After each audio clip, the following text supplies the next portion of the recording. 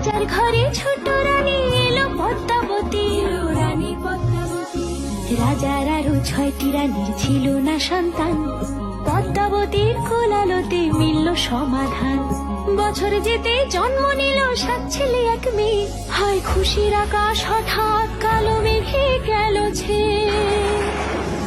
হিংসেতে যায় জ্বলে পুড়ে বাকি 6টি রানী, যুক্তি করে ঘটায় ওরা 7 কুমারের হানি।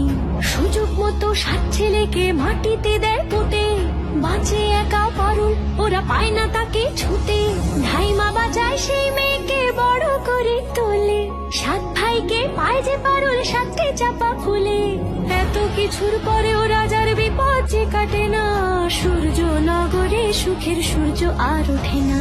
হিংসা বিবাদ বিচ্ছেদ আর প্রেমের কাহিনীতে পারুল বোন কি পারবে 7 ভাই চম্পাকে জাগাতে।